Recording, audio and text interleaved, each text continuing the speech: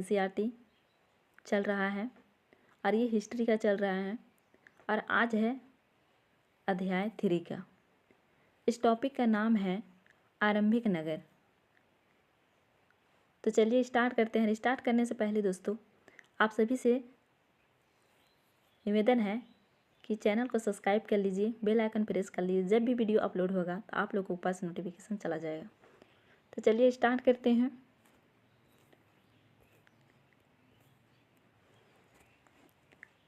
हड़प्पा की कहानी, ये क्या है? तो हड़प्पा की कहानी। तो चलिए इसका कहानी हम लोग पूरी डिटेल में देखते हैं और वही चीज़ पढ़ेंगे जो एग्ज़ाम में क्वेश्चन बनता है। फालतू चीज़ यहाँ पर मेंटेनेंस किया हुआ नहीं है। जो चीज़ एग्ज़ाम में बनता है वही चीज़ पढ़ेंगे।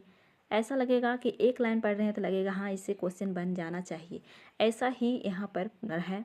आप लोग सिर्फ देखते जाइए, सुनते जाइए, पढ़ते जाइए और बस आप लोग नोट्स बना लीजिए। अगर नोट्स बनाने से होगा क्या कि आप लोग को 2-3 दिन पहले, एग्ज़ाम से 2-3 दिन पहले आप लोगों को ये नोट्स काम आ जाएगा। तो चलिए स्टार्ट करते हैं। तो हड़प्पा की कहानी लगभग 150 साल पहले जब पंजाब में पहली बार रेलवे लाइन बिछाई जा रही थी तो इस काम में जुटे इंजीनियरों को अचानक हड़प्पापुरा स्थल मिला जो आधुनिक पाकिस्तान में है। कहाँ है? तो आधुनिक पाकिस्तान में है। यह सभ्यता सिंधु नदी के निकट विकसित हुई। यह सभ्यता 4700 साल पहले विकसित हुई। हड़प्पाई नगरों की विशेषता। इन नगरों को हम 2 या उससे ज़्यादा हिस्सों में बांट सकते हैं।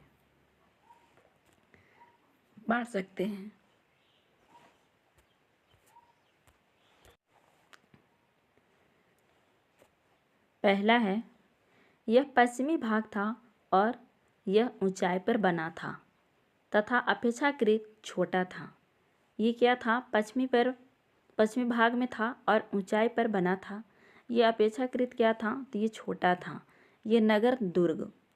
दूसरा में है निचला नगर। यहाँ पर होगा, यहाँ पर निचला हो गया है, निचला होगा, ठीक है, निचला।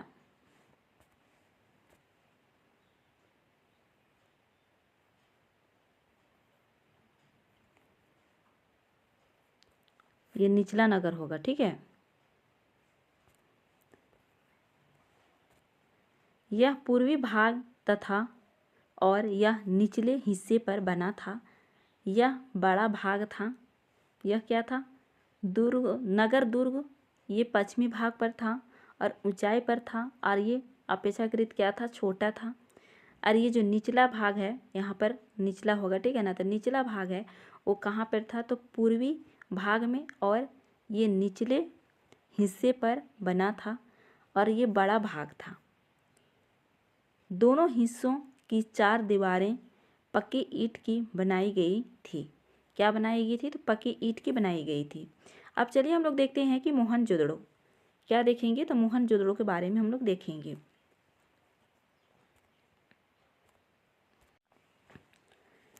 मोहनजोदड़ो, इस नगर में विशाल स्नानागार मिला। यह स्नानागार ईंट व प्लास्टर से बनाया गया था।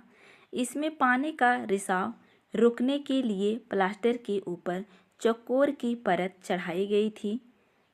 इस सरोवर में 2 तरह से उतरने के लिए सीढ़ियां बनाई गई थी और चारों ओर कमरे बनाए गए थे। कालीबंगा और लोथल में अग्निकुंड मिले हैं। हड़प्पा और मोहनजोदड़ो से भंडार गृह मिले हैं। अब यहाँ पर ये चित्र को देखिए, ये है स्नानागार। इसमें देखिए यहाँ पर ये सीढ़ियाँ हैं और इधर से भी सीढ़ियाँ हैं, जो दोनों तरफ से सीढ़ियाँ होते हैं और उतरने के लिए। और यहाँ पर देखिए चारों तरफ क्या है? तो घर भी बना हुआ है, ठीक है। तो इसे देखिए आसान से समझ में आ जाएगा कि ये कैसा है, ठीक है। तो चलिए अब हम लोग आगे बढ़ते हैं। आगे है भवन, नाले और सड़कें यहाँ पर होगा, ठीक है। यहाँ पर टाइपिंग मिस्टेक है, यहाँ पर सड़क होगा, सड़कें। इन नगरों के घर आमतौर पर 1 या 2 मंजिले होते थे। घर के आंगन चारों ओर कमरे बनाए जाते थे। अधिकांश घरों में एक अलग स्नानागार होता था। क्या होता था? एक स्नानागार होता था और कुछ घरों में कुएं भी होते थे। कई नगरों में ढके हुए नाले थे। जल निकासी प्रणाली काफ़ी विकसित थी। घर, नाले और सड़कों का निर्माण योजनाबद्ध तरीके से किया गया था। अब चलिए देखते हैं नगरीय जीवन। हड़प्पा के नगरों में बड़ी हलचल रहा करते होगी। नगरों में लोग निर्माण कार्य का संलग्न थे तथा यहाँ पर धातु, बहुमूल्य पत्थर, मनके सोने से बने आभूषण प्राप्त हुए हैं। लिपिक, कुछ लोग मुहरों पर लिखते थे। कुछ लोग शिल्पकार थे। तांबे और कांसे से औजार, हथियार और गन और बर्तन बनाए जाते थे। चांदी और सोने, गहने एवं बर्तन, बाट और चाट पत्थर, मनके, कार्निलीय पत्थर। हड़प्पा के लोग पत्थर की मोहरें बनाते थे। अब हम लोग चलते हैं नेक्स्ट में। नेक्स्ट है कि फैंस बालू या स्फटिक पत्थरों के चूर्ण को गोंद में मिलाकर तैलकर तैयार किया गया पदार्थ। कच्चा माल, यहाँ पर माल होगा, ठीक है ना, जो प्राकृतिक रूप से मिलते हैं या फिर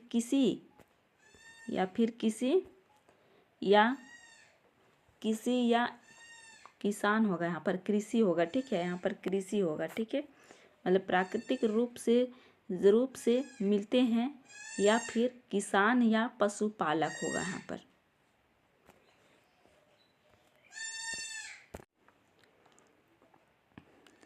कच्चा माल जो प्राकृतिक रूप से मिलते हैं या फिर किसान या पशुपालक उसका उत्पादन करते हैं।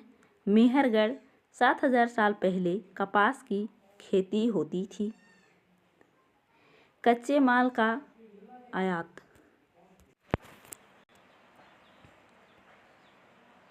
कच्चे माल का आयात। अब ये लोग कच्चे माल का आयात कहाँ से करते थे, ठीक है, तो चलिए उसे देखते हैं। तो तांबा कहाँ से करते थे? तो राजस्थान और ओमान से। सोना कहाँ से? तो कर्नाटक से। टीन कहाँ से? तो ईरान से। बहुमूल्य पत्थर गुजरात, ईरान और अफगानिस्तान से। ये कैसे क्वेश्चन बनता है? तो ये मिलान वाला क्वेश्चन बनता है, ठीक है, ऐसे करके मिलान वाला क्वेश्चन बनता है और इससे 2-3 मरतबा ये रिपीट हो चुका है। आप लोग इसे याद रखेंगे। अगर याद नहीं रखेंगे तो ये मिलाना बहुत मुश्किल हो जाएगा, ठीक है। तो ये चलिए अब हम लोग आगे देखते हैं। आगे है भोजन। अब भोजन, ये लोग भोजन के लिए क्या क्या करते थे? तो हड़प्पाई लोग जानवर पालते थे। क्या करते थे? हड़प्पाई लोग जानवर पालते थे और अनाज उगाते थे। यहाँ के लोग गेहूँ, जौ और दाल, मटर, धान, तिल और सरसों उगाते थे। क्या चीज़ उगाते थे? तो गेहूँ, जौ, दाल, मटर, धान और तिल और सरसों उगाते थे। जुताई के लिए ये लोग हल का प्रयोग करते थे, ठीक है, और सिंचाई के लिए जल का। ऑब्वियसली बात है कि जब कोई भी चीज़, यहाँ पर मान के चलिए ये खेत है और इसमें अगर कोई चीज़ बो रहे हैं तो इसके लिए सिंचाई करना बहुत ज़रूरी है, ठीक है, तो सिंचाई के लिए जल का ज़रूरत था, ठीक है, तो इस चीज़ को याद रखेंगे। इस चैप्टर से जितना भी क्वेश्चन बन सकता है ये सारी चीज़ आज हम लिए हैं, इससे बाहर कभी भी नहीं आएगा, ठीक है। एक एक लाइन अब बहुत ही इम्पोर्टेंट है। हड़प्पा के लोग, अब हड़प्पा के लोग क्या क्या पालते थे, क्या क्या करते थे, चलिए देखते हैं। तो गाय, भैंस, भेड़, बकरियां पालते थे। यहाँ पर पालते थे लिखा है, जो टाइपिंग मिस्टेक है उसके लिए आप लोग माइंड मत कीजिएगा, ठीक है ना। यहाँ पर जो पालते हैं ये पिलते हैं लिखा गया है, ठीक है ना, इसके लिए माइंड मत कीजिएगा, इसके लिए सॉरी बोलते हैं, लेकिन फिर भी आप लोगों को मेरी बातों पर ध्यान देना है, ठीक है। तथा बेर को इकट्ठा करना, मछलियाँ पकड़ना तथा हिरन जैसे जानवरों का शिकार करते थे। अब धोलावीरा, अब इसमें चलिए देखते हैं धोलावीरा कहाँ है। तो धोलावीरा गुजरात खादर बेट के किनारे बसा था। इस नगर को 3 भागों में बांटा गया था। हर हिस्से के चारों ओर पत्थर की ऊंचाई दीवारें बनाई गई थी। इसमें बड़े प्रवेश द्वार थे। एक खुला मैदान था जिसमें सार्वजनिक कार्यक्रम आयोजन किया जाते होंगे। इस स्थान पर हड़प्पा लिपि के बड़े बड़े अक्षर को पत्थर में खोदा पाया गया, लेकिन पढ़ा नहीं गया है। खोदा पाया गया है, लेकिन यहाँ पर क्या लिखा हुआ है वो अभी तक कोई नहीं पढ़ पाया है। ठीक है, इस बात को ध्यान रखेंगे। लोथल, अब लोथल में क्या क्या मिला था, चलिए उसे देखते हैं। खंबात की खाड़ी में मिलने वाले साबरमती उपनदी के किनारे बसा था। यहाँ शंख, मुहरे, मुद्रांकन या मुहरबंदी भंडार गृह मिलते।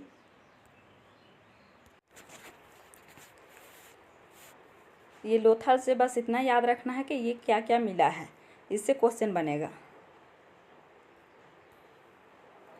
नेक्स्ट है सभ्यता के अंत के कारण, मतलब बहुत बड़ा शहर था लेकिन ये अंत कैसे हुआ, तो चलिए इसे जानते हैं कैसे अंत हुआ। नदियाँ सूख गई, जंगलों का विनाश, कुछ भागों में बाढ़ आ गई, चरागाह समाप्त हो गए, शासकों का नियंत्रण समाप्त हो गया, युद्ध इत्यादि। तो इसका असल में कोई ऐसा प्रमाण नहीं मिला है कि इसका समाप्त होने का कारण क्या था, लेकिन बस अनुमान लगाया गया है कि ऐसा ऐसा चीज़ हुआ होगा जो कि समाप्त हो गया। इसका अभी तक कोई प्रमाण नहीं मिला है कि ये समाप्त हुआ कैसे है। ठीक है, तो ये समाप्त होने के बारे में इसमें क्वेश्चन बनेगा। 2-3 दे देगा सही करने के लिए और एक गलत देगा, तो उसे गलत कौन है उसे छांटने के लिए दिया जाएगा। लेकिन अगर इसके बारे में अगर नहीं जानेंगे तो फिर ये गलत हो जाएगा। तो चलिए आज का वीडियो क्या बताती है किताबें और खबरें। जैसे सबको मालूम है कि एनसीईआरटी का जो सीरीज चल रहा है हिस्ट्री का, तो आज का जो चैप्टर है वो है 4 और उसका नाम है क्या बताती है किताबें और खबरें। तो चलिए स्टार्ट करते हैं। स्टार्ट करने से पहले चैनल को सब्सक्राइब कर लीजिएगा। ऐसा थ्योरी आप लोगों को हमेशा मिलते रहेगा और PYQ भी यहाँ से मिलेगा।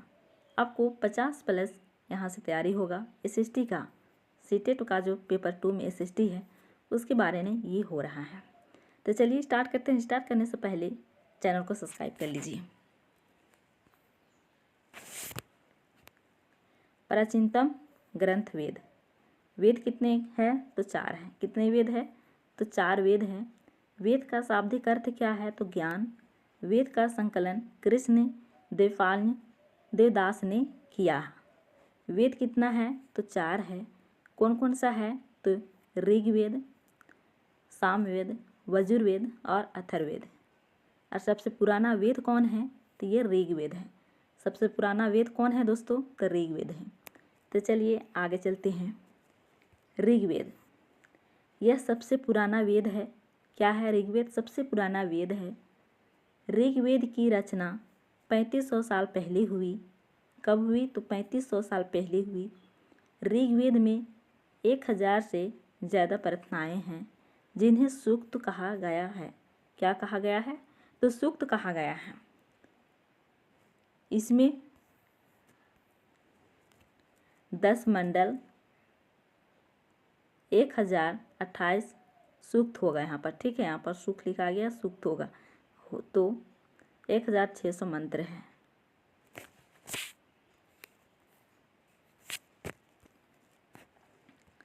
ऋग्वेद की भाषा प्राकृतिक संस्कृत या वैदिक संस्कृति है। इसमें 3 देवता महत्वपूर्ण हैं। कितने देवता है महत्वपूर्ण, तो 3 देवता महत्वपूर्ण हैं। पहला है अग्नि, दूसरा है इंद्र और तीसरा है सोम। 3 देवता क्या है, तो बहुत ही महत्वपूर्ण है। भुर्ज वृक्ष। 150 वर्ष पहले ऋग्वेद भुर्ज वृक्ष की छाल पर लिखा गया है। यह पांडुलिपि पुणे महाराष्ट्र के एक पुस्तकालय में सुरक्षित है। कहाँ पर सुरक्षित है, तो यहाँ पुणे महाराष्ट्र में एक पुस्तकालय में क्या है, तो सुरक्षित है। अब देखते हैं हम लोग प्रार्थनाएं क्या है, तो प्रार्थनाएं। ऋग्वेद में मवेशियों खासकर पुत्रों और घोड़ों की प्राप्ति, रथ खींचने, लड़ाइयाँ के लिए अनेक प्रार्थनाएं हैं। ऋग्वेद में अनेक नदियों का जिक्र है। कौन कौन सा नदियाँ हैं, चलिए देखते हैं। जैसे ब्यास नदी हो गया, सतलुज हो गया, सरस्वती हो गया, सिंधु, गंगा, यमुना का एक बार जिक्र मिलता है।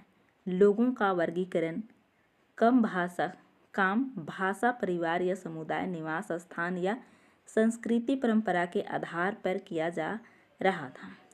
यानी काम का वर्गीकरण भाषा, परिवार, समुदाय, निवास स्थान के आधार पर लोगों के लिए शब्द। लोगों का वर्गीकरण काम, भाषा, परिवार, समुदाय, निवास स्थान या संस्कृति परंपरा के आधार पर किया जा रहा था। काम के आधार पर जैसे दो समूह थे। कितने समूह थे? तो दो समूह थे। पुरोहित क्या थे? तो जिन्हें कभी कभी ब्राह्मण कहा जाता था। यह यज्ञ में अनुष्ठान कार्य करते थे। क्या करते थे? यह यज्ञ में अनुष्ठान कार्य करते थे। अब राजा, यह आधुनिक समय जैसे नहीं थे। यह ना महल में रहते थे, ना राजधानियों में, ना ही सेना रखते थे, ना कर वसूलते थे, और उनकी मृत्यु के बाद उनका बेटा अपने आप शासक नहीं बनता था। क्या? तो अपने आप शासक नहीं बनता था। नेक्स्ट है जनता व पूरे समाज के लिए। जन, इसका प्रयोग आज भी होता है। दूसरा शब्द तथा था कि विष, जिसका वैश्य शब्द निकला है। जिन लोगों ने प्रार्थनाओं की रचना की वे खुद को आर्य कहते थे। वे विरोधियों को दास या दस्यु कहते थे। जिन लोगों ने प्रार्थनाओं को क्या किया? रचना की, वो खुद को क्या कहते थे? तो ये आर्य कहते थे, और विरोधियों को दास या दस्यु कहते थे। समाज मुख्य रूप से 4 वर्गों में विभाजित हुआ था, माने बना था। तो चलिए देखते हैं 4 कौन कौन सा है। तो ब्राह्मण यज्ञ और अनुष्ठान करते थे, और वैश्य व्यापारी, क्षत्रिय सेना, और शूद्र दास। यानी सेना, क्षत्रिय क्या? तो सेना। चलिए अब इसे देखते हैं, ठीक है। तो महापाषाण 3000 साल पहले शुरू हुई ये शिलाखंड। महापाषाण, महा मतलब बड़ा, पाषाण मतलब पत्थर। ये पत्थर दफन करने की जगह पर लोगों द्वारा बड़े करीने से लगाए गए थे। यह पत्थर दक्कन, दक्षिण भारत, उत्तर पूर्वी भारत और कश्मीर में प्रचलित थी। मृतकों के साथ लोहे के औजार, हथियार, पत्थर, सोने के गहने, घोड़े के कंकाल। महापाषाण काल 3000 साल पहले लोहे के प्रयोग आरंभ हो गया था। यानी यहाँ पर एक मृतकों को क्या करते थे? दफनाया जाता था। दफनाने के बाद उसका इधर उधर क्या करते थे? इधर पत्थर रख दिया जाता था। बहुत ही अच्छे और सुंदर ढंग से रखा जाता था। और ये प्रचलित कहाँ कहाँ था? तो ये दक्कन, दक्षिण भारत, और उत्तर पूर्वी भारत और कश्मीर में प्रचलित था ये, ठीक है। अब हम लोग आगे चलते हैं। आगे क्या है? तो आगे है इनाम गांव। 3600 से 2700 साल पहले भीमा की सहायक नदी घोड़ के किनारे एक जगह है। यहाँ वयस्क लोगों को प्राय गड्ढे में सीधा लिटाकर दफनाया जाता था। उनका सिर उत्तर की ओर होता था। कई बार उन्हें घर के अंदर ही दफनाया जाता था।